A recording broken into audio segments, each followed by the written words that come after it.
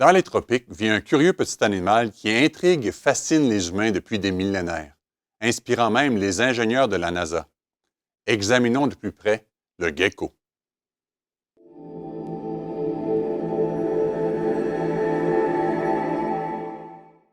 La caractéristique la plus surprenante de cet animal est qu'il peut marcher sans effort sur les surfaces verticales, même au plafond, et ce, bien que ses pattes ne soient pas collantes et qu'elles ne possèdent pas de ventouse. Puisque le gecko peut se déplacer à grande vitesse, soit 20 fois sa longueur en une seconde, ses pattes doivent adhérer à la surface et s'en détacher très rapidement. Il s'agit, comme le journal d'Oxford le rapporte, d'une caractéristique unique que l'homme n'a pas encore réussi à reproduire. Les détachements répétés et rapides, pourtant sans force de détachement significative, dépassent toutes les capacités des adhésifs synthétiques actuels. Comment le gecko s'y prend-il?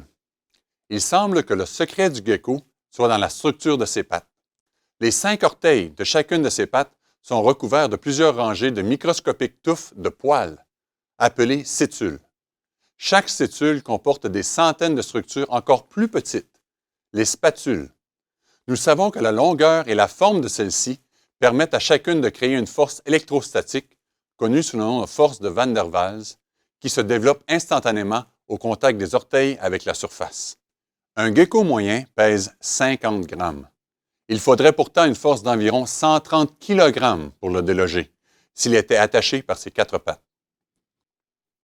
Comment se fait-il que le gecko ne reste pas figé sur place en développant une si grande force d'adhérence?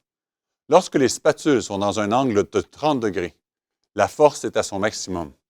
Quand le gecko avance sa patte, l'angle s'accroît et la force décroît promptement, permettant un mouvement rapide. Et cela fonctionne même sur le téflon. L'ingénieur P. Alex Graney de l'Université de l'Oregon explique: il s'agit de systèmes et de forces à l'échelle nanométrique en pleine action. Le biologiste Keller Autumn du collège Lewis and Clark de l'Oregon dit au sujet de ce phénomène: les geckos sont suréquipés. Cela est dû au fait qu'un gecko de 50 grammes n'a besoin d'utiliser que 3 % de ses sétules pour grimper en toute sécurité. L'adhérence du gecko est grandement supérieure à tout ce que l'homme a pu inventer. Ainsi, l'Agence aérospatiale britannique et la NASA travaillent actuellement à perfectionner des poignées synthétiques semblables aux pattes des geckos. Elles espèrent les utiliser pour permettre aux vaisseaux spatiaux robotisés de capter des débris dans l'espace, pour bâtir des systèmes de freinage haut de gamme ou encore pour refermer des plaies sans point de suture. Ainsi équipés, ces super-héros du monde des lézards l'emportent haut la main sur le fictif homme-araignée.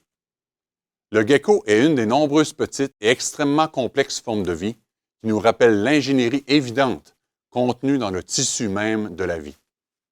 Ici Marc Arsenault pour Point de vue du monde de demain.